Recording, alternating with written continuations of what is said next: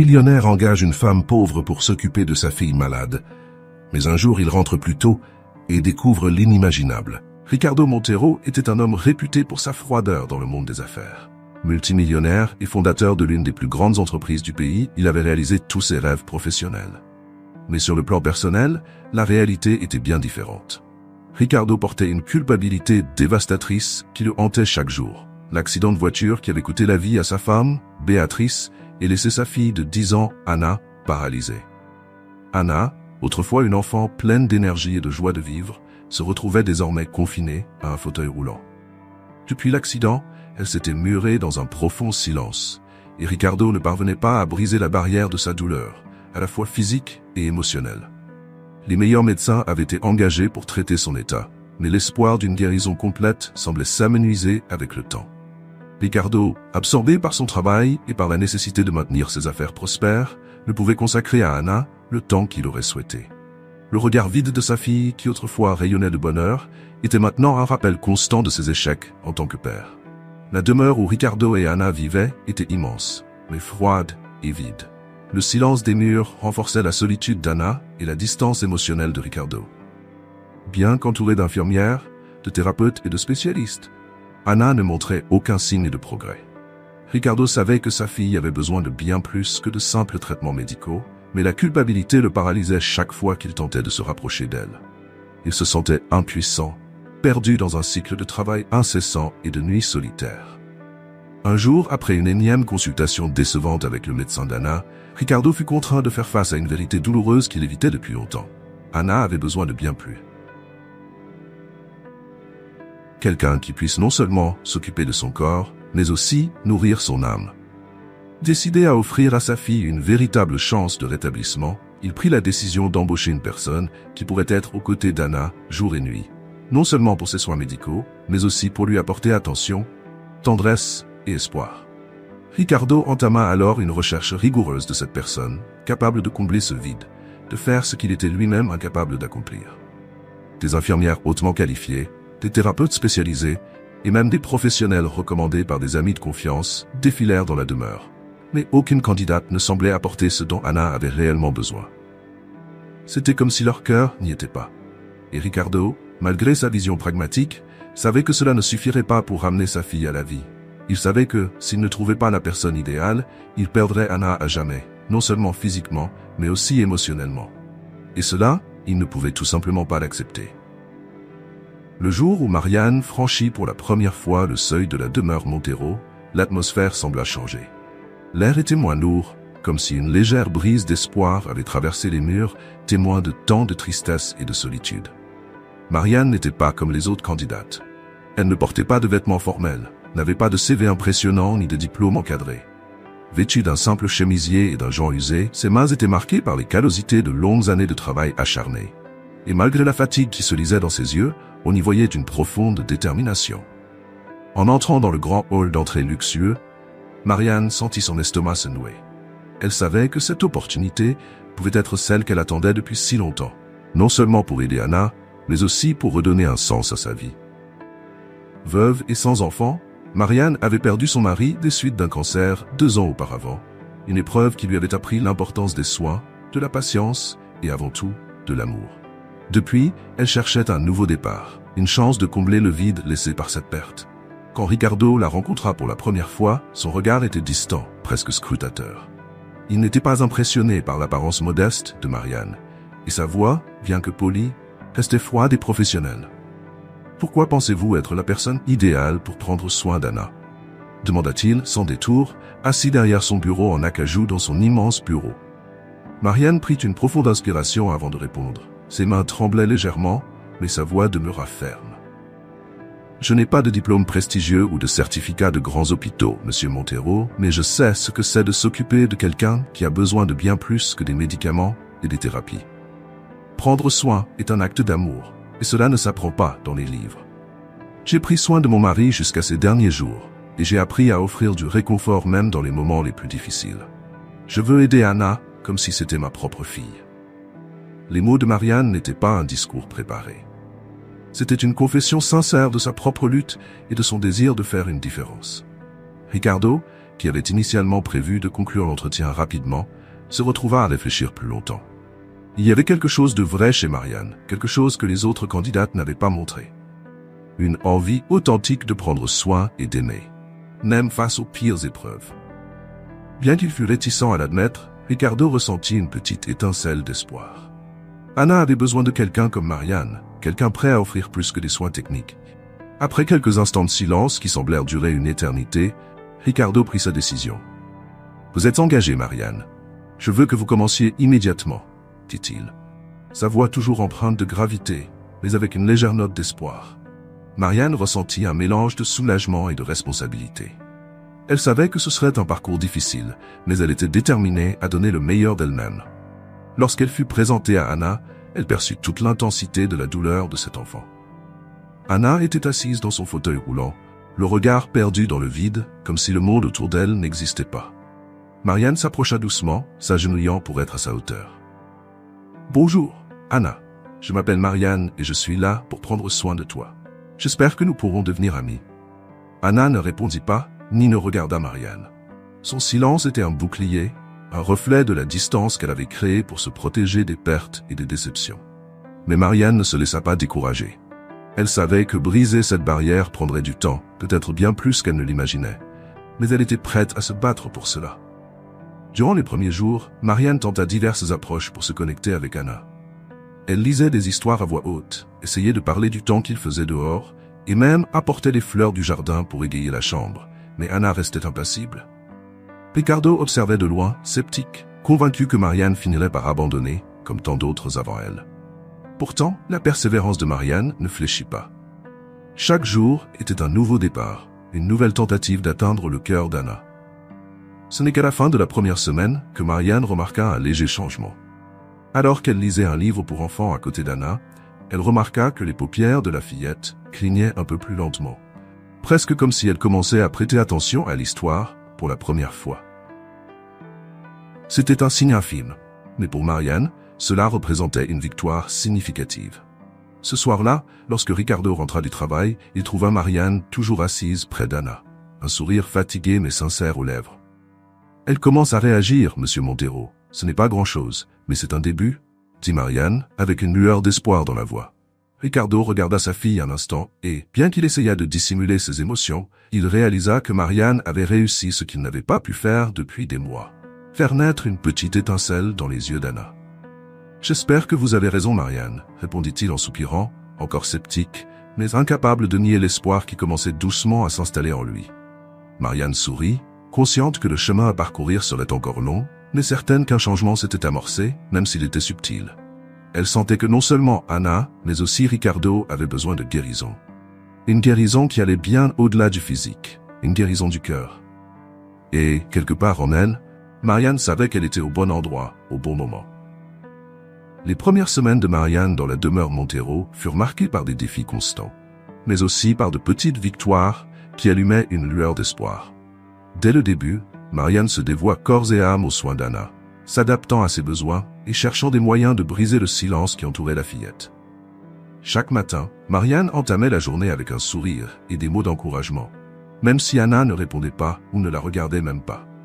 Marianne savait qu'elle faisait face à une barrière émotionnelle presque infranchissable, mais elle croyait fermement que chaque geste d'affection, même infime, laisserait une empreinte dans le cœur meurtri d'Anna. Parfois, Marianne se contentait de tenir la main d'Anna, assise à ses côtés en silence, persuadée que sa présence constante pourrait être plus réconfortante que n'importe quel mot. Durant ces pauses silencieuses, Marianne observait le visage d'Anna, tentant de déceler le moindre signe de réaction, aussi subtil soit-il.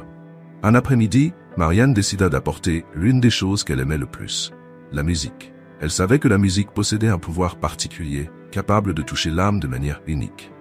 Elle apporta un petit poste de radio dans la chambre d'Anna et mit des chansons douces et joyeuses, dans l'espoir que les mélodies puissent atteindre quelque chose en elle. Alors que la musique emplissait la pièce, Marianne remarqua un léger mouvement de la tête d'Anna, qui semblait se tourner même imperceptiblement vers la source du son. C'était un geste infime, mais suffisant pour encourager Marianne à continuer. « Tu sais, Anna, » dit Marianne d'une voix douce, tandis que la musique jouait, « cette chanson me rappelle un jour heureux que j'ai passé avec ma sœur. Quand j'entends cette mélodie, j'ai l'impression que tout peut aller bien. même dans les moments difficiles.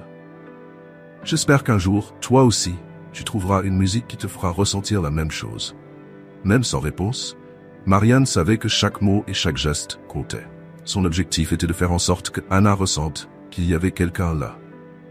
Quelqu'un prêt à rester, peu importe l'absence de réaction immédiate. Pendant ce temps, Ricardo observait de loin. Il rentrait tard du travail, souvent épuisé, et trouvait Marianne aux côtés d'Anna, qu'elle soit en train de lire, de chanter ou simplement de lui raconter sa journée. Il remarquait que la chambre d'Anna n'avait plus l'air aussi froide et désolée. Les draps étaient plus colorés, un parfum de fleurs fraîches flottait dans l'air, et des rires légers résonnaient, même s'ils n'étaient que ceux de Marianne, qui tentait de faire sourire Anna avec des blagues naïves et des histoires amusantes. Un soir, alors que Marianne lisait à Anna, Ricardo s'approcha enfin pour lui parler. « Vous semblez vraiment croire que vous pouvez faire une différence, n'est-ce pas ?» demanda-t-il avec un mélange de curiosité et de scepticisme. Marianne le regarda avec une expression sereine. « Je crois que nous avons tous besoin de quelqu'un qui ne renonce jamais, Monsieur Montero.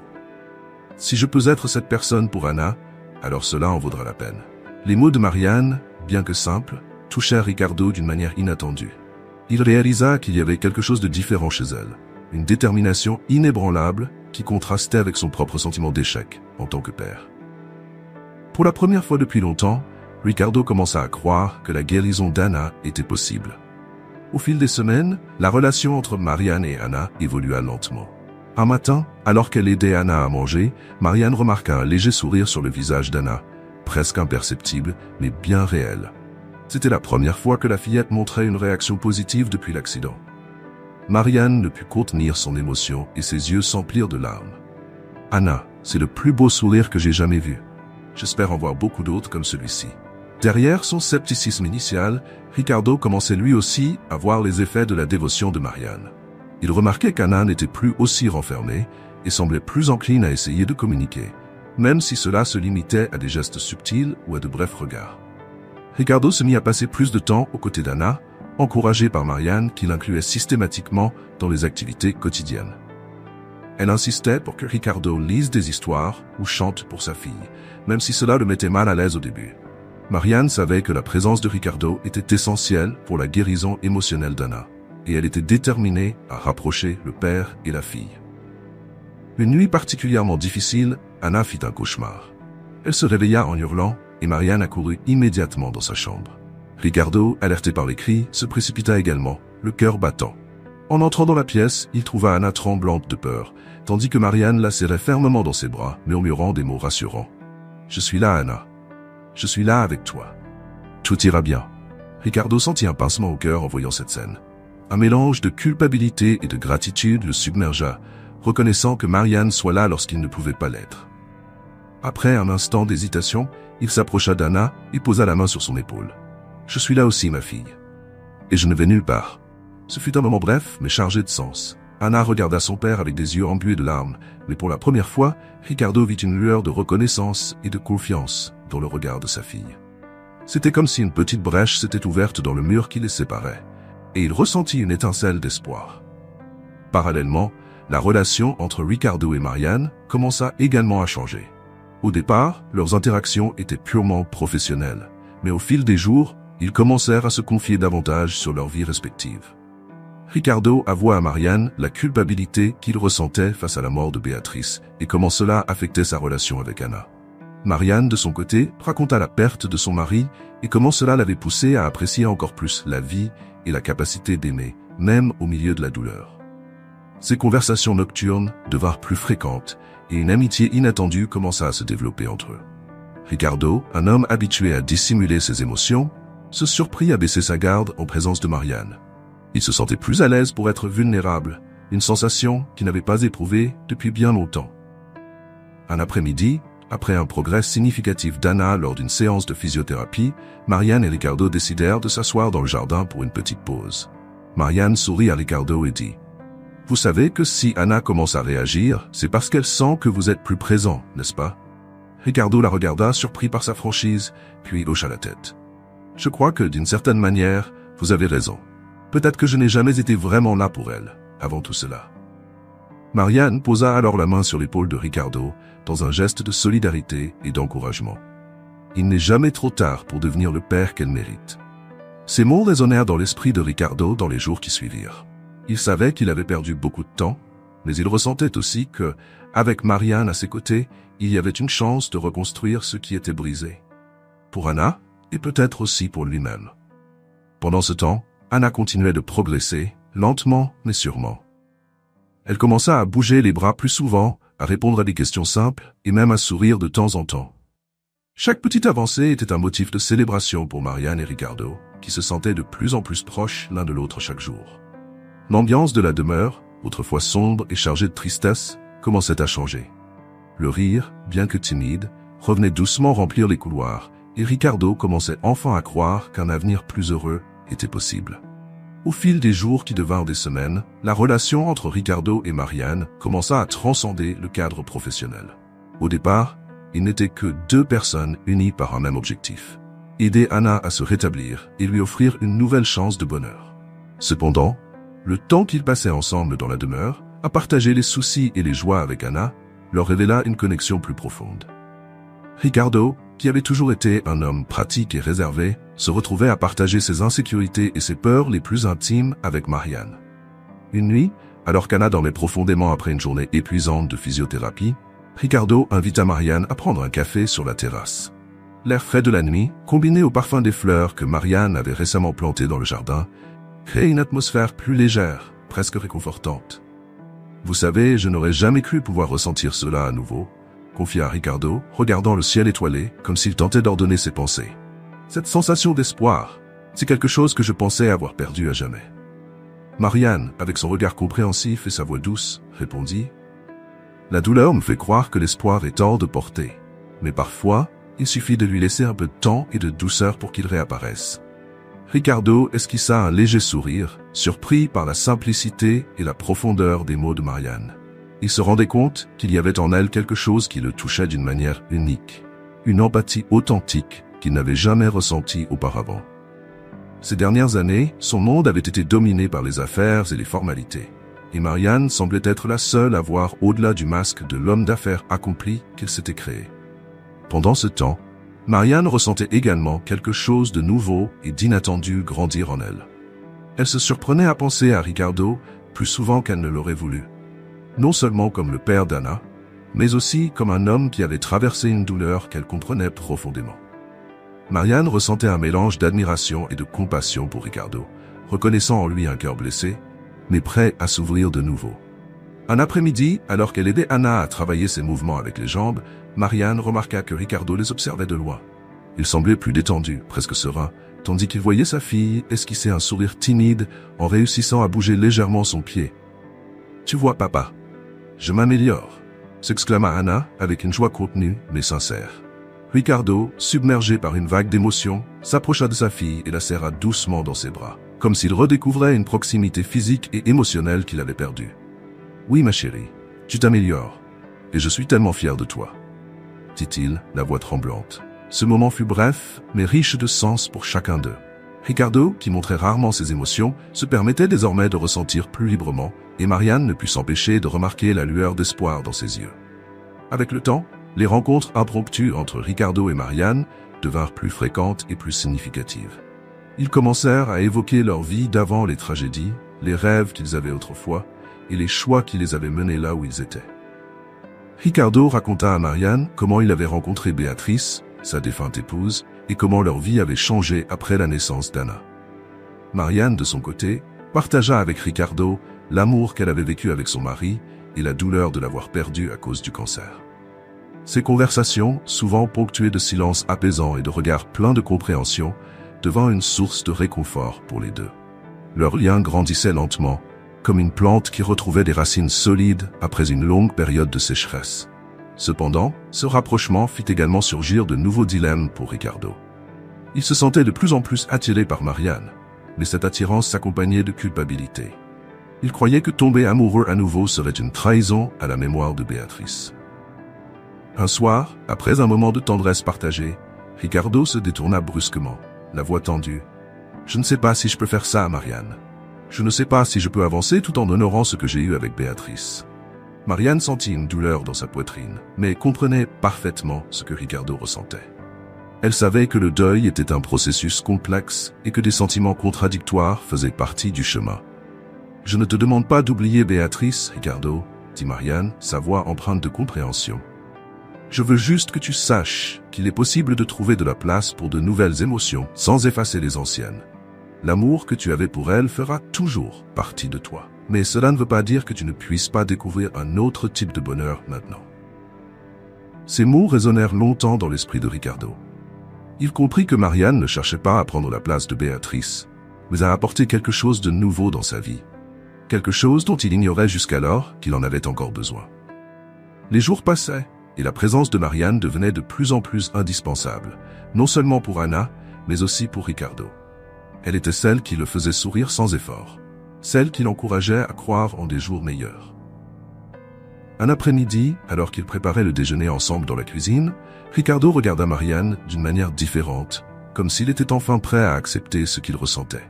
« Tu as ramené quelque chose dans ma vie dont j'ignorais même avoir besoin, » dit-il d'une voix basse, presque un murmure.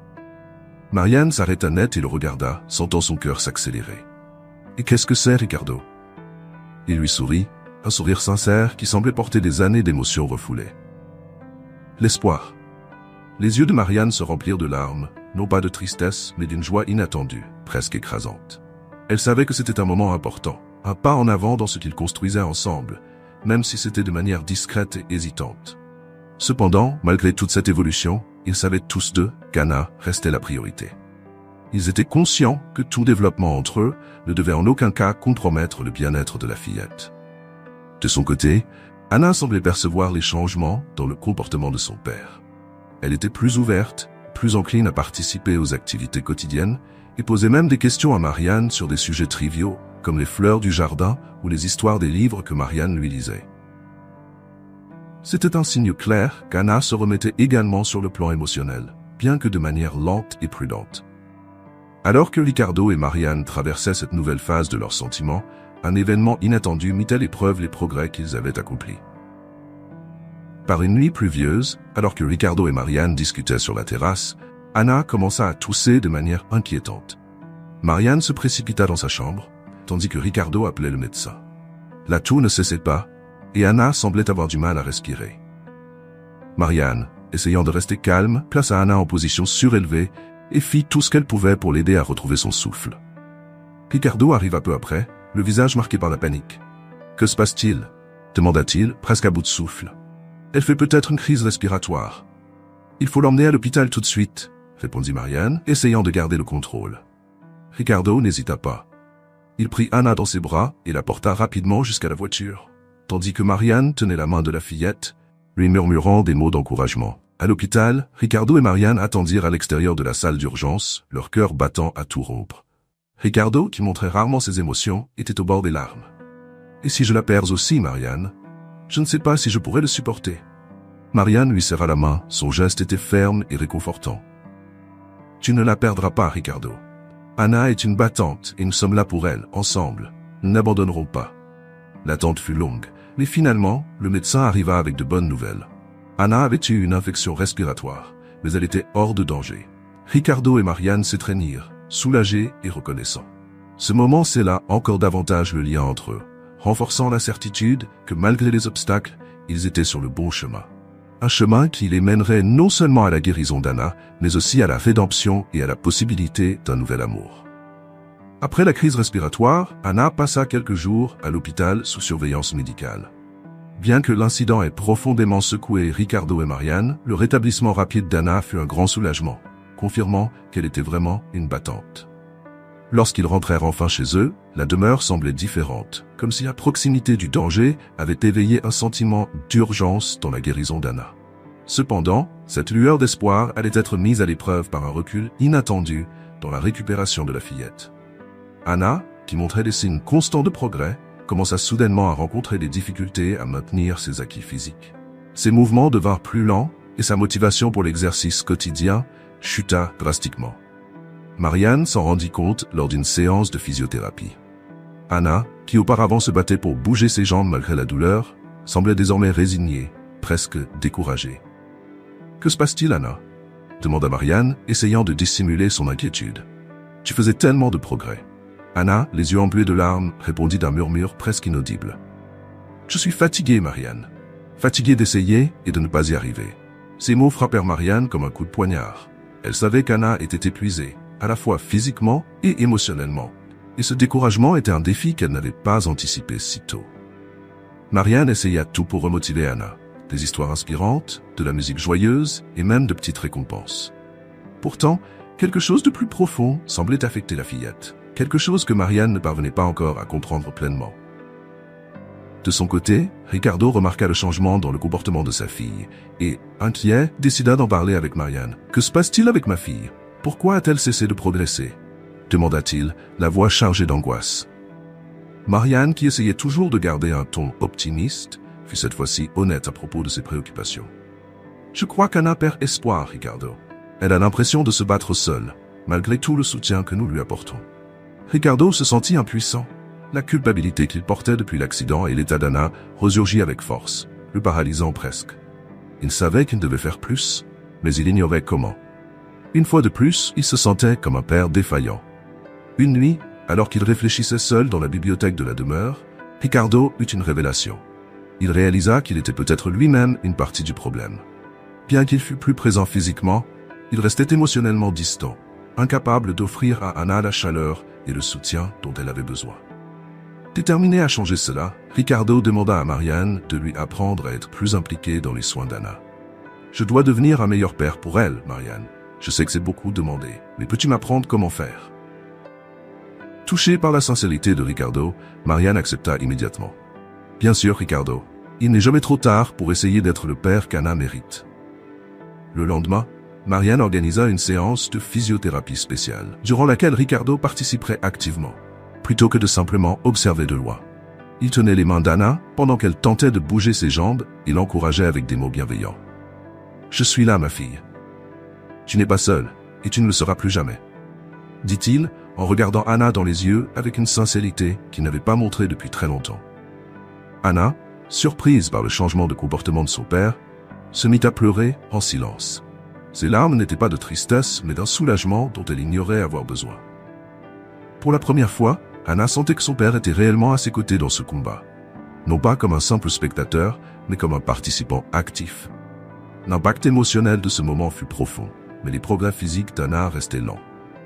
La situation devint encore plus critique lorsqu'Anna subit une rechute sérieuse. Lors d'une séance de physiothérapie, sa jambe droite, qui commençait à répondre aux exercices, perdit soudainement toute force, la faisant tomber au sol. Marianne se précipita pour aider Anna à se relever, tandis que Ricardo, paniqué, observait la scène sans savoir comment réagir. Le visage d'Anna était déformé par la douleur, non seulement physique, mais aussi émotionnelle.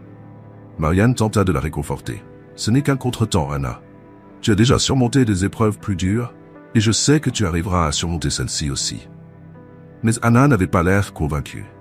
La peur de ne jamais remarcher semblait dominer son esprit, et elle se referma encore plus, refusant de parler de ses sentiments avec Marianne ou Ricardo.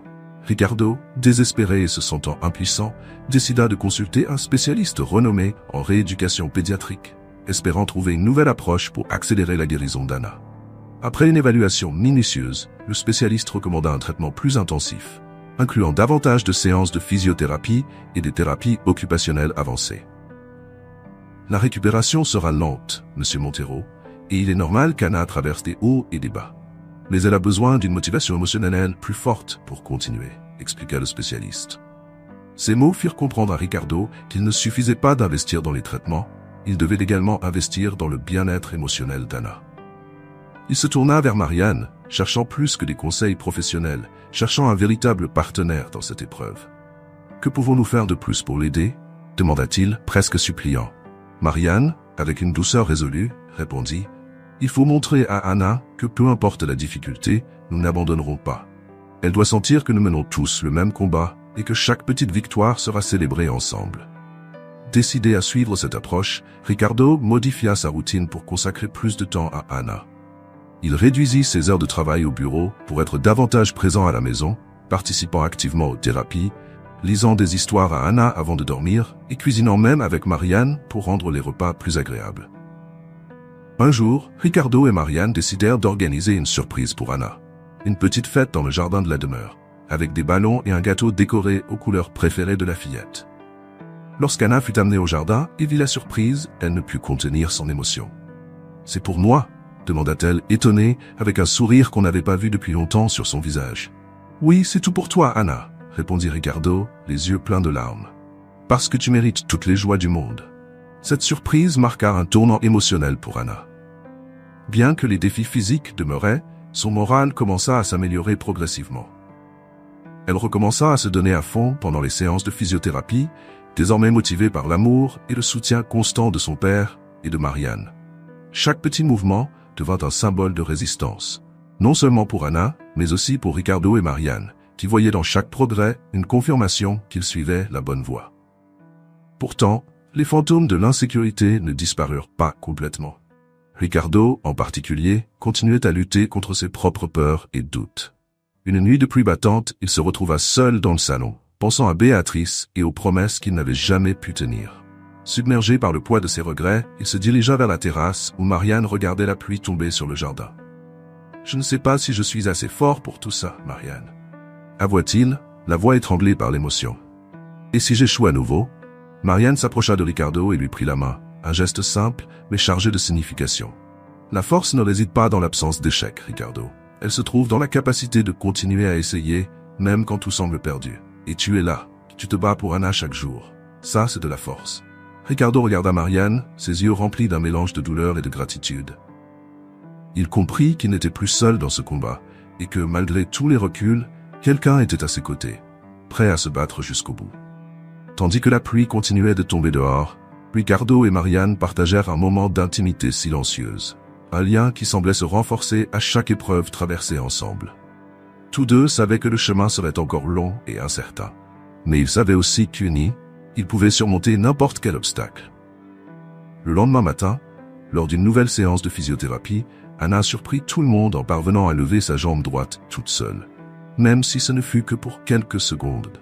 Marianne et Ricardo célébrèrent avec un enthousiasme qu'ils n'avaient pas ressenti depuis longtemps, et Anna, voyant le bonheur sincère sur leur visage, sentit une chaleur réconfortante envahir son cœur.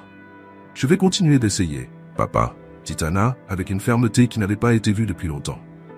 Ricardo, ému, la serra fort dans ses bras et lui murmura à l'oreille « Je sais que tu y arriveras, ma chérie, et je serai là avec toi à chaque étape du chemin. » Le recul avait été surmonté, du moins en partie, et avec lui, la certitude que chaque victoire, aussi petite soit-elle, était une raison de continuer à se battre. Après ce dernier revers, le retour d'Anna aux séances de physiothérapie et à la guérison émotionnelle fut plus déterminé que jamais. Bien que le progrès fût encore lent et semé de défis, il y avait une différence palpable. Anna était plus motivée, plus ouverte et surtout, plus confiante. Les jours dans la demeure prirent un rythme plus léger et Ricardo et Marianne devinrent une véritable équipe dans les soins apportés à Anna. Ricardo, qui auparavant se contentait de regarder les séances de thérapie à distance, participait désormais activement, aidant Anna à s'étirer, l'encourageant par des mots bienveillants et allant jusqu'à faire des blagues pour alléger l'atmosphère tendue. Marianne, de son côté, restait le pilier central du soutien émotionnel, continuant à jouer son rôle de soignante dévouée, mais aussi comme une présence qui emplissait la maison d'amour et d'espoir. Anna, bien qu'encore en proie à la faiblesse dans ses jambes, commença à mieux répondre aux exercices. Un jour, lors d'une des séances les plus intenses de physiothérapie, elle parvint à faire un petit pas avec l'aide d'un déambulateur. C'était un mouvement minuscule, peut-être insignifiant pour certains, mais pour Ricardo et Marianne, c'était un véritable miracle. « J'ai réussi, papa, j'ai réussi !» s'écria Anna avec un large sourire, son visage illuminé de joie. Ricardo, submergé par une vague d'émotion, tomba à genoux à côté de sa fille et la serra fort dans ses bras, les larmes coulant sans retenue. « Je suis tellement fier de toi, Anna. Tu es plus forte que quiconque que j'ai jamais rencontré. » Marianne ne put également retenir ses larmes. Voir le bonheur d'Anna et la connexion renouvelée entre père et fille était tout ce pourquoi elle s'était battue. Cependant, au fond d'elle, Marianne ressentait quelque chose de plus. Une joie personnelle née de la proximité grandissante entre elle et Ricardo. Chaque jour, le lien entre les deux devenait plus évident, bien qu'ils évitent tous deux de parler ouvertement de leurs sentiments. Ce soir-là, après les progrès significatifs d'Anna, Ricardo et Marianne s'assirent dans le jardin pour se détendre. Les étoiles brillaient dans le ciel dégagé, et une légère brise rendait la nuit agréable. Ricardo, encore ému par les avancées d'Anna, regarda Marianne avec gratitude. « C'est grâce à toi, Marianne. Sans toi, je ne sais pas si Anna serait arrivée aussi loin. Marianne lui sourit timidement, mais sincèrement. Je n'ai pas fait cela seul, Ricardo. Anna est une battante, et toi aussi, tu l'es. Ricardo sentit une forte émotion monter en lui. Il savait que ce qu'il ressentait pour Marianne allait bien au-delà de la simple gratitude. Aussi difficile que cela ait été de l'admettre, ce qu'il ressentait maintenant était plus profond, plus authentique. Décidé à être honnête pour la première fois depuis longtemps, il prit la main de Marianne et avec un regard sérieux, déclara « Je sais que ce chemin n'a pas été facile pour nous deux, mais ce que je ressens pour toi va au-delà de la reconnaissance. Je ne veux plus le cacher. » Marianne fut surprise par cette déclaration soudaine, mais aussi soulagée. Elle savait qu'elle éprouvait également des sentiments pour Ricardo, mais s'était toujours retenue par peur de compliquer la situation avec Anna. Cependant, à cet instant, sous le ciel étoilé, il semblait qu'il n'y avait plus de raison de dissimuler ce qu'il ressentait. « Moi aussi, je ressens quelque chose pour toi, Ricardo », avoua Marianne, la voix légèrement tremblante. « Mais je veux être sûr que cela n'interfère pas avec le bien-être d'Anna. Elle est ma priorité, tout comme elle est la tienne. » Ricardo acquiesça, reconnaissant la justesse des propos de Marianne. Il savait que leur relation serait complexe, mais était prêt à l'affronter ensemble, sans précipitation et avec une honnêteté totale. Dans les jours qui suivirent, les progrès d'Anna continuèrent de surprendre. Elle commença à participer plus activement aux activités quotidiennes, aider Marianne à cuisiner, dessiner en plein air et même tenter de monter un petit escalier avec l'aide de Ricardo. Chaque petite victoire était célébrée comme un jalon important, et Anna semblait plus heureuse et confiante chaque jour. La relation entre Ricardo et Marianne se développa lentement. Ils partagèrent davantage de moments intimes, comme des dîners improvisés après le coucher d'Anna, des promenades dans le jardin et de longues discussions sur l'avenir. Cependant, ils étaient conscients de ne pas être trop évidents devant Anna, souhaitant d'abord assurer la sécurité et l'amour de la fillette avant d'introduire des changements significatifs dans leur dynamique familiale. Un après-midi, alors qu'Anna faisait une pause après une séance de physiothérapie particulièrement intense, elle regarda Ricardo et Marianne avec un air curieux. « Vous avez l'air très heureux tous les deux », fit remarquer Anna avec un sourire malicieux. Ricardo et Marianne échangèrent un regard surpris, puis commencèrent à rire. Ils ne savaient pas qu'Anna avait déjà remarqué ce qui se passait entre eux, mais la sincérité de la fillette les désarma. « Oui, nous sommes heureux », répondit Ricardo, sans détourner le regard d'Anna. « Et c'est grâce à toi, ma chérie. » Anna sourit, satisfaite de la réponse. Pour elle, le plus important était de sentir l'amour et la joie autour d'elle, quelque chose qu'elle n'avait plus ressenti depuis la disparition de sa mère. Les progrès physiques et émotionnels d'Anna furent si significatifs que le médecin chargé de sa rééducation suggéra une évaluation plus approfondie pour déterminer si davantage de mouvements étaient possibles. Les résultats indiquèrent que la récupération d'Anna avançait au-delà des attentes, et le médecin se montra optimiste. Avec plus de temps et d'efforts, Anna pourrait même retrouver la capacité de marcher seule. « C'est incroyable, docteur !» s'exclama Ricardo, submergé de joie. « Je ne sais pas comment vous remercier pour tout ce que vous avez fait pour Anna. » « Tout le mérite revient à Anna et à vous deux, » répondit le médecin. « C'est une enfant extraordinaire, et le soutien émotionnel qu'elle a reçu a été essentiel à ce progrès. » Avec un espoir renouvelé, Ricardo, Marianne et Anna commencèrent à planifier de nouvelles activités et défis pour l'avenir. Ricardo décida d'emmener Anna visiter un parc voisin, où elle pourrait marcher sur l'herbe et ressentir la liberté d'être à nouveau à l'air libre. Marianne, de son côté, prépara une petite surprise pour Anna. Un album photo retraçant tous les moments importants de sa rééducation, incluant les sourires, les larmes et chaque petite victoire. Le jour de la sortie au parc, Anna était visiblement excitée. C'était la première fois depuis longtemps qu'elle quittait la maison pour un espace ouvert, et cela la rendait à la fois anxieuse et pleine d'espoir. Une fois arrivés au parc, Ricardo et Marianne aidèrent Anna à descendre de la voiture et à s'asseoir dans un fauteuil roulant adapté aux terrains irréguliers. « Tu es prête, Anna ?» demanda Marianne, avec un sourire encourageant. « Plus que jamais », répondit Anna, déterminée. La promenade fut un succès. Anna put sentir l'herbe sous ses pieds, le vent sur son visage et le bruissement des feuilles autour d'elle. C'était un moment de pur bonheur, un signe que la vie reprenait son cours, du moins en partie.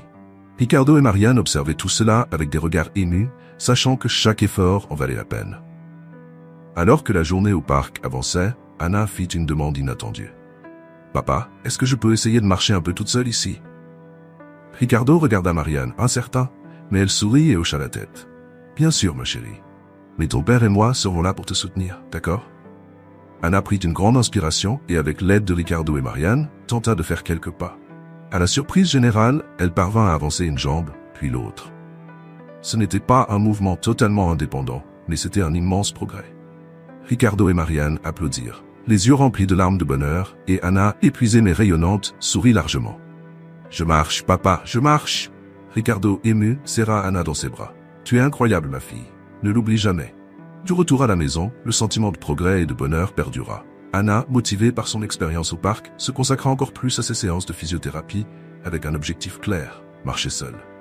Ricardo et Marianne étaient plus unis que jamais, affrontant chaque défi avec courage et espoir. Lors d'une conversation nocturne sur la terrasse, Ricardo parla enfin de l'avenir. « Marianne, je sais qu'il nous reste encore un long chemin à parcourir avec Anna, mais je veux que tu saches que je n'imagine pas cet avenir sans toi à mes côtés. » Marianne le regarda, les yeux brillants d'émotion. « Moi non plus, Ricardo, et je suis prête à tout affronter avec toi, quoi qu'il arrive. » Les progrès d'Anna, tout comme la relation entre Ricardo et Marianne, étaient la preuve que l'espoir, l'amour et la détermination pouvaient réellement transformer des vies. Ils étaient prêts à poursuivre cette aventure ensemble, avec la certitude que peu importe ce que l'avenir leur réservait, ils feraient face à tout. Alors que les progrès d'Anna se poursuivaient, la vie dans la demeure Montero se déroulait avec une joie renouvelée. Ricardo, Anna et Marianne étaient plus unis que jamais, et l'espoir semblait imprégner chaque recoin de la maison. Cependant, la tranquillité qu'ils avaient si durement obtenue allait bientôt être ébranlée par une nouvelle crise, cette fois impliquant Marianne. Tout commença de manière subtile. Marianne, habituellement pleine d'énergie et déterminée, commença à ressentir une fatigue inexpliquée. Elle attribuait ce malaise au rythme de travail intense et à l'inquiétude constante pour Anna. Alors elle décida d'ignorer les premiers symptômes. Cependant, au fil des jours, la fatigue s'accompagna de vertiges et de légers maux de tête. Déterminée à ne pas devenir un fardeau, Marianne garda tout cela pour elle. Ricardo, cependant, remarqua que quelque chose n'allait pas. Un matin, lors de la routine d'exercice d'Anna, il vit que Marianne était plus pâle que d'habitude et semblait essoufflée. « Marianne, ça va ?» demanda-t-il, inquiet. Marianne força un sourire, essayant de paraître détendue. « Je suis juste fatigué, Ricardo. Rien qu'une bonne nuit de sommeil ne puisse résoudre. » Ricardo n'était pas convaincu, mais il décida de ne pas insister pour le moment. Cependant, l'état de Marianne s'aggrava dans les jours qui suivirent. Pendant une séance de physiothérapie, elle faillit s'évanouir en aidant Anna à se lever. Ricardo se précipita pour la retenir avant qu'elle ne tombe. « Marianne, que se passe-t-il » demanda-t-il. Visiblement alarmée, Marianne, encore étourdie, tenta de se ressaisir. « Ça doit être une baisse de tension. Ne t'inquiète pas. » Mais Ricardo n'était pas rassuré. Il savait que Marianne n'était pas du genre à admettre sa faiblesse facilement, ce qui le rendit encore plus préoccupé. Il décida qu'il fallait agir. Ce soir-là, après avoir mis Anna au lit, il confronta Marianne. « Tu n'es pas en forme, Marianne, et nous devons découvrir ce qui se passe. S'il te plaît, va voir un médecin. Je ne peux pas risquer de te perdre aussi. » Marianne sentit un pincement au cœur en entendant le ton désespéré de Ricardo. Elle savait qu'il avait raison et que continuer à ignorer les symptômes serait irresponsable. Le lendemain, elle prit rendez-vous chez le médecin pour faire des examens et rassurer Ricardo. Les résultats révélèrent ce que Marianne redoutait, mais refusait d'admettre. Il y avait une masse anormale dans son cerveau. Et des tests supplémentaires étaient nécessaires pour confirmer s'il s'agissait d'une tumeur. La nouvelle tomba comme un coup de massue. Marianne resta assise dans le cabinet du médecin, sous le choc, ne sachant pas comment l'annoncer à Ricardo et à Anna. De retour à la demeure, Ricardo l'attendait, anxieux d'avoir des nouvelles. Il vit la préoccupation sur le visage de Marianne, et sa voix trembla en posant la question. « Que t'a dit le médecin ?» Marianne hésita un instant, mais elle savait qu'elle ne pouvait pas cacher la vérité. « Ils ont trouvé une masse dans mon cerveau, Ricardo. Ils ne savent pas encore si c'est une tumeur, mais je dois faire d'autres examens pour en être sûr. » Ricardo resta paralysé, l'impact de la nouvelle se lisant sur son visage. Un profond sentiment de peur l'envahit, une peur qu'il n'avait pas ressentie depuis l'accident qui avait paralysé Anna. Les larmes aux yeux, il serra Marianne dans ses bras avec force. « Tu ne traverseras pas cela seule, Marianne, je te le promets. » Marianne tenta de rester calme, mais le sentiment de vulnérabilité était écrasant. Elle avait toujours été la figure de force pour Anna et Ricardo. Et maintenant elle se retrouvait à devoir accepter de l'aide. Cela lui procurait un mélange de peur et de frustration. Car elle ne voulait pas être un fardeau, surtout à un moment où Anna était encore en phase de rétablissement. Dans les jours qui suivirent, un climat d'incertitude s'installa dans la demeure Montero. Marianne se soumit à d'autres examens, tandis que Ricardo et Anna tentaient de préserver une apparence de normalité. Cependant, Anna remarqua que quelque chose n'allait pas. Elle sentit que Marianne était plus distante et que Ricardo semblait préoccupé. « Papa, que se passe-t-il avec Marianne ?» demanda Anna un jour, la voix pleine d'inquiétude. Ricardo savait qu'il ne pouvait pas cacher la vérité à Anna. Alors il décida d'être honnête. « Marianne traverse une période difficile, ma chérie. Elle doit faire des examens pour savoir si elle est malade. » Anna resta silencieuse un moment, tentant de digérer l'information. Ses yeux s'emplirent de larmes et elle murmura. « Mais elle va s'en sortir, n'est-ce pas ?» Ricardo s'agenouilla à côté d'Anna, prenant ses mains dans les siennes. « Nous allons faire tout notre possible pour qu'elle aille bien, Anna. Et nous serons là pour la soutenir, tout comme elle l'a été pour nous. » Le diagnostic final fut un tumeur bénigne, mais nécessitant néanmoins une opération pour être retirée. La nouvelle apporta un soulagement partiel, mais les risques de complications pendant la chirurgie restaient élevés.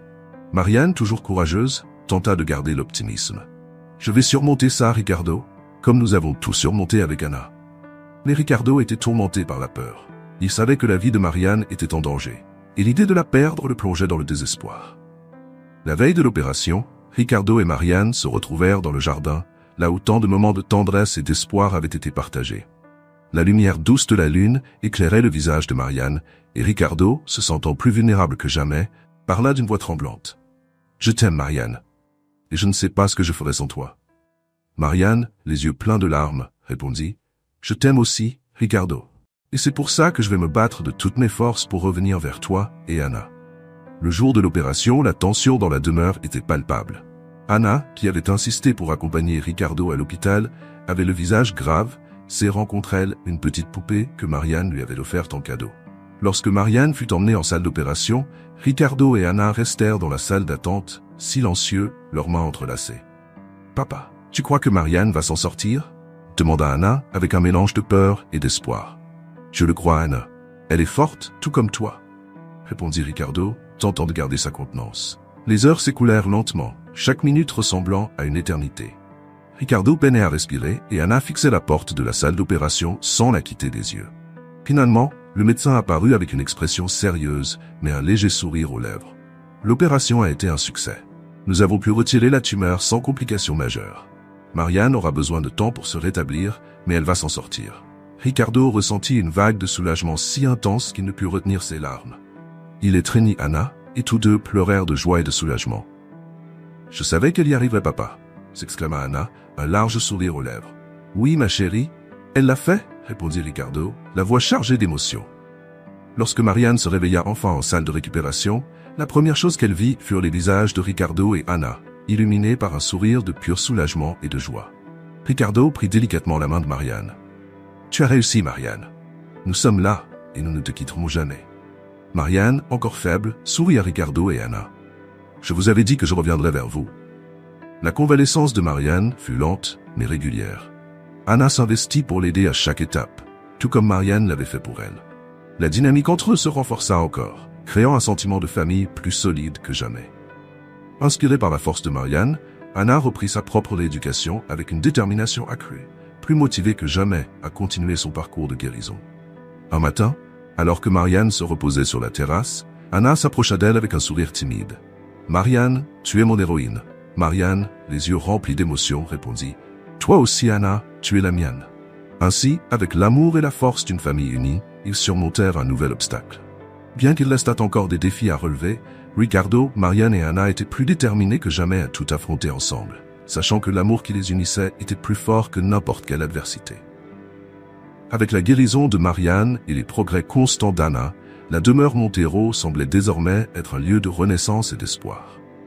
La nouvelle dynamique familiale était plus forte que jamais. Ricardo, Marianne et Anna se soutenant mutuellement de manière qu'ils n'auraient jamais imaginé auparavant. Pourtant, des défis demeuraient, et le point culminant de l'histoire était sur le point de se produire, mettant à l'épreuve l'union nouvellement formée de la famille. Après quelques semaines de convalescence, Marianne était plus active, bien qu'elle doive encore se reposer régulièrement pour éviter des complications. Pendant ce temps, Anna, plus motivée que jamais, se donnait à fond lors de ses séances de physiothérapie, déterminée à remarcher seule. Ricardo, qui parvenait désormais à mieux équilibrer son travail et son temps en famille, ne manquait aucune séance, apportant un soutien constant à sa fille. Ce fut lors d'une de ces séances de physiothérapie qu'un moment décisif se produisit. Anna, qui avait fait de petits pas avec l'aide d'un déambulateur, était particulièrement déterminée ce jour-là. La physiothérapeute suggéra qu'elle essaie de marcher sans l'aide de l'appareil, même si ce n'était que pour quelques secondes. Ricardo et Marianne regardaient avec anxiété et espoir, retenant leur souffle, tandis qu'Anna se préparait à tenter l'impossible. Anna regarda Marianne, qui se tenait aux côtés de Ricardo, et dit avec assurance, « Je veux essayer de marcher seule. »« Pour toi, papa. Pour toi, Marianne. » Ricardo et Marianne sentirent leur cœur s'emballer.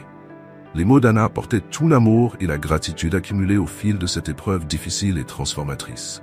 « Nous croyons en toi, ma chérie. Vas-y, » l'encouragea Ricardo, les yeux pleins de larmes.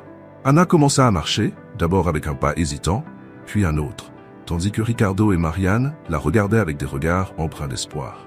Anna vacilla, faillit perdre l'équilibre, mais avant que quiconque ne puisse la retenir, elle réussit à se stabiliser et à avancer de quelques pas supplémentaires. C'était un véritable miracle qui se déroulait sous les yeux de tous. Anna, bien que tremblante d'effort, réussit à marcher seule sur quelques mètres avant de s'effondrer, épuisée, dans les bras de Ricardo, qui se précipita pour la soutenir. « Tu l'as fait, Anna. Tu l'as fait !» s'exclama Ricardo, la serrant fort dans ses bras. Marianne, en larmes elle aussi, s'approcha d'Anna et de Ricardo pour un câlin collectif, un moment de pure joie et d'émotion. « Tu es la fille la plus courageuse que j'ai jamais rencontrée, » dit Marianne, caressant le visage d'Anna. Ce moment représentait l'apogée de tout le combat et les sacrifices que la famille avait traversés, un symbole de la puissance de l'amour et de la persévérance. Ce petit grand pas d'Anna fut plus qu'une victoire physique. Il était la preuve qu'ensemble, ils pouvaient surmonter tous les obstacles. Cependant, le bonheur de la famille allait être brièvement interrompu par une dernière épreuve, cette fois venant de l'extérieur. Le lendemain du triomphe d'Anna, Ricardo reçut un appel inattendu de sa mère, Donna Clara Montero, qui était de retour en ville après un long voyage. Donna Clara est une femme au caractère fort et rigide, connue pour son attachement aux traditions et ses opinions inflexibles. Elle n'approuvait pas facilement les décisions de Ricardo, surtout lorsqu'il s'agissait de sa vie personnelle. « Ricardo, j'ai entendu dire que tu es impliqué avec la soignante d'Anna. Est-ce vrai ?» demanda-t-elle sans détour, dès son arrivée à la demeure. Ricardo tint garder son calme, sachant que cette conversation serait difficile. « Oui, maman, c'est vrai.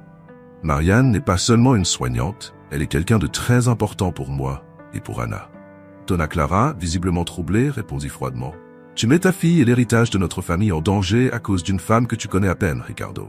C'est de la folie. » Ricardo sentit la colère monter, mais il garda une voix ferme. « Marianne n'est pas une menace, maman. Elle a sauvé ma fille, et d'une certaine manière, elle m'a sauvé aussi. Nous sommes devenus une famille, et je ne laisserai personne, pas même toi, mettre cela en péril. » Donna Clara comprit que Ricardo était plus déterminé que jamais. Marianne, qui avait entendu une partie de la conversation à distance, décida d'intervenir malgré la nervosité qu'elle ressentait. Elle s'approcha de Ricardo et de sa mère, les yeux remplis de détermination, mais aussi de respect. « Donna Clara, je comprends vos préoccupations. Je sais que je ne suis pas un choix conventionnel pour être aux côtés de Ricardo et d'Anna, mais tout ce que j'ai fait, c'était par amour et pour prendre soin d'eux. Si je suis une menace, c'est seulement pour la solitude et la souffrance qu'ils ont traversée. » Donna Clara resta silencieuse pendant quelques instants, observant Marianne. Pour la première fois, elle semblait moins rigide, comme si elle considérait sincèrement ses paroles. « Et pensez-vous vraiment pouvoir rendre Ricardo et Anna heureux ?» demanda-t-elle, d'une voix moins sévère. Marianne hocha la tête, les yeux brillants d'émotion. « Je ne peux pas promettre un avenir sans problème, Donna Clara, mais je peux promettre que je serai à leur côté, affrontant chaque défi avec amour et dévouement. » Après un moment de silence tendu, Donna Clara finit par céder, de manière inattendue et douce. « Alors, bienvenue dans la famille, Marianne. Si vous avez rendu à Anna son sourire et réouvert le cœur de Ricardo, vous avez fait plus que quiconque aurait pu faire. » L'acceptation de Donna Clara marqua un tournant crucial, non seulement pour Ricardo et Marianne, mais pour toute la famille. C'était la preuve que même les barrières les plus intransigeantes pouvaient être surmontées avec amour et patience. Avec le soutien de Donna Clara, la vie dans la demeure devint encore plus épanouie. Ricardo et Marianne se sentirent enfin libres d'explorer leur relation sans crainte ni culpabilité, sachant qu'ils avaient le soutien de la famille et surtout l'amour d'Anna. Un soir, alors qu'Anna dormait paisiblement, Ricardo emmena Marianne sur la terrasse, l'endroit où tant de conversations importantes avaient eu lieu. Avec un regard plein de tendresse et de gratitude, il prit la main de Marianne. « Marianne, tu as changé ma vie et celle d'Anna d'une manière que je n'aurais jamais pu imaginer. Je ne sais pas comment te remercier, mais je sais que je veux passer le reste de ma vie avec toi. Marianne, émue, répondit. Et moi, je vais être à tes côtés, Ricardo, pour tout affronter ensemble. Ricardo se mit alors à genoux, sortant une petite boîte de sa poche, qu'il ouvrit pour révéler une bague simple, mais pleine de sens. Marianne, veux-tu m'épouser et devenir officiellement membre de cette famille? Marianne, les yeux embués de larmes, sourit et répondit avec conviction. Oui, Ricardo, j'accepte. De tout mon cœur. Le baiser qui s'ensuivit était chargé d'amour, d'espoir et d'une promesse d'avenir radieux. C'était le point culminant d'une histoire marquée par la douleur, la lutte et finalement la rédemption. Dans les jours qui suivirent, Anna, Ricardo et Marianne commencèrent à planifier la cérémonie de mariage, qui se tiendrait dans le jardin de la demeure, là où tant de souvenirs heureux avaient été créés. Anna, qui pouvait désormais marcher de petites distances sans aide, était ravie à l'idée de voir son père et Marianne officiellement unis. La cérémonie fut intime, mais remplie de joie et d'émotion. Famille et amis proches se réunirent pour célébrer l'union de Ricardo et Marianne, tandis qu'Anna, vêtue d'une robe bleu clair, conduisait le couple jusqu'à l'autel. Ce fut un moment de pure félicité, symbolisant le pouvoir de l'amour pour guérir les blessures les plus profondes. Après la cérémonie, alors que la petite famille contemplait le coucher de soleil ensemble, Anna, avec un sourire espiègle, déclara « Maintenant, nous sommes vraiment une famille, n'est-ce pas ?» Ricardo et Marianne échangèrent un regard complice, le cœur rempli d'amour et de gratitude. « Oui, Anna, nous sommes une vraie famille », répondirent-ils à l'unisson. Avec cette certitude, la nouvelle famille était prête à affronter l'avenir, sachant que, quoi qu'il arrive, ils seraient ensemble, se soutenant mutuellement avec un amour inconditionnel. Avec le mariage de Ricardo et Marianne et la quasi-complète guérison d'Anna, la demeure Montero baignait désormais dans un climat de bonheur et de renouveau. Le chemin difficile et semé d'embûches culminait enfin en une sensation de paix et d'union que tous avaient tant désiré. Cependant, il restait encore quelques ajustements à faire pour consolider cette nouvelle phase de leur vie, car chaque membre de la famille portait les marques du passé et les rêves pour l'avenir. Dans les mois qui suivirent le mariage, la vie à la demeure devint étonnamment paisible, marquée par un quotidien empli d'amour et de moments de connexion. Marianne, désormais officiellement l'épouse de Ricardo, assuma le rôle de mère d'Anna avec un dévouement et une tendresse qui charmaient tous ceux qui les entouraient. Bien que des défis subsistassent dans la rééducation d'Anna, l'amour de la nouvelle famille demeurait la force motrice qui les maintenait unis. Anna, quant à elle, était plus heureuse et en meilleure santé que jamais. Avec le temps, elle améliora sa mobilité de manière significative, parvenant à marcher de courtes distances sans aide. Sa détermination était inspirante, et Ricardo et Marianne étaient toujours à ses côtés, célébrant chaque petite victoire. Un jour, alors qu'Anna trottinait lentement dans le jardin avec un sourire radieux, Marianne l'observait de loin, assise sur le banc où tant de conversations importantes avaient eu lieu entre elle et Ricardo. Ricardo s'approcha et s'assit à côté de Marianne, lui prenant la main. « Regarde-la, Marianne » dit Ricardo, les yeux brillants de fierté. « Qui aurait cru que nous en arriverions là ?» Marianne, le cœur débordant d'amour et de gratitude, répondit « C'est un miracle, Ricardo. Et c'est grâce à elle que nous sommes devenus une véritable famille. » Ricardo l'enlaça, se sentant plus complet qu'il ne l'avait jamais été. Ce parcours, qui avait buté dans la douleur et la tragédie, s'était transformé en quelque chose de bien plus grand, une histoire de résilience, d'amour et de rédemption. Cette même nuit, alors qu'Anna dormait paisiblement, Ricardo et Marianne repensaient à tout ce qu'ils avaient vécu et surmonté ensemble. Assis sur la terrasse, contemplant les étoiles qui brillaient intensément dans le ciel, Ricardo regarda Marianne avec un sourire doux. « Tu sais, depuis que tu es arrivé ici, tu n'as pas seulement apporté de l'espoir à Anna, mais aussi à moi. » Marianne le regarda avec tendresse. « J'ai juste fait ce que je sentais être juste, Ricardo. Mais je n'aurais jamais pu y parvenir seul. » Ricardo embrassa tendrement Marianne et dit « Merci d'avoir cru en nous, même quand tout semblait impossible. » La vie à la demeure Montero devint un véritable exemple de la façon dont l'amour véritable peut surmonter les défis les plus difficiles. Marianne et Ricardo n'avaient pas seulement guéri leurs propres blessures émotionnelles, mais ils avaient aussi aidé Anna à trouver le chemin de l'indépendance et de la joie. Un jour, alors que la famille prenait le petit déjeuner ensemble, Anna fit une demande inattendue. « Papa, Marianne, j'aimerais retourner à l'école. » Ricardo et Marianne échangèrent un regard surpris et ému devant le courage d'Anna. Ils savaient que ce serait un nouveau défi pour elle, mais c'était aussi un signe clair qu'Anna était prête à recommencer sa vie, entourée de l'amour et du soutien qu'elle avait toujours mérité. « Si c'est ce que tu veux, ma chérie, nous allons le rendre possible, » répondit Ricardo avec un sourire fier. Au cours des mois suivants, La famille se consacra à préparer Anna pour son retour à l'école. Avec une physiothérapie continue et un soutien émotionnel solide, Anna parvint à atteindre un niveau de mobilité suffisant pour assister aux cours. Bien que quelques adaptations fussent nécessaires. Le jour de la rentrée, Ricardo et Marianne accompagnèrent Anna jusqu'à la porte de l'école, le cœur plein de fierté et d'espoir. « Tu vas être formidable, ma fille », dit Ricardo en l'enlaçant affectueusement. Marianne, retenant ses larmes d'émotion, ajouta « Nous serons toujours là, Anna. Peu importe ce qui arrive. » Anna leur sourit, pleine de confiance, et entra dans l'école d'un pas décidé. Pour Ricardo et Marianne, c'était une nouvelle étape dans le parcours de résilience d'Anna, mais c'était aussi le témoignage de l'amour qu'ils avaient construit en tant que famille. À la fin de la journée, alors qu'ils attendaient Anna à la sortie de l'école, Ricardo regarda Marianne avec reconnaissance. « Je n'aurais jamais cru pouvoir être aussi heureux à nouveau. » Marianne sourit et répondit avec une pointe d'humour. « Et ce n'est que le début, Ricardo. » Quand Anna sortit de l'école, elle courut vers eux avec un large sourire, comme si elle apportait avec elle toute la joie du monde. « C'était incroyable, papa Marianne. Je me suis fait de nouveaux amis et tout le monde a été très gentil. » Ils l'enlacèrent, célébrant une nouvelle victoire et se sentant plus unis que jamais. La certitude qu'ils pouvaient affronter n'importe quel défi ensemble était ce qui les rendait forts et optimistes pour l'avenir. Ce soir-là, la petite famille se retrouva dans le jardin, l'endroit où tout avait commencé. Ils s'assirent ensemble sous le ciel étoilé, Anna entre Ricardo et Marianne, partageant des histoires et des rires. « Nous sommes vraiment une famille maintenant, n'est-ce pas ?» demanda Anna, les yeux brillants de bonheur. « Oui, nous le sommes », répondit Ricardo avec un sourire chaleureux. « Et nous le serons toujours », ajouta Marianne en tenant la main d'Anna et celle de Ricardo.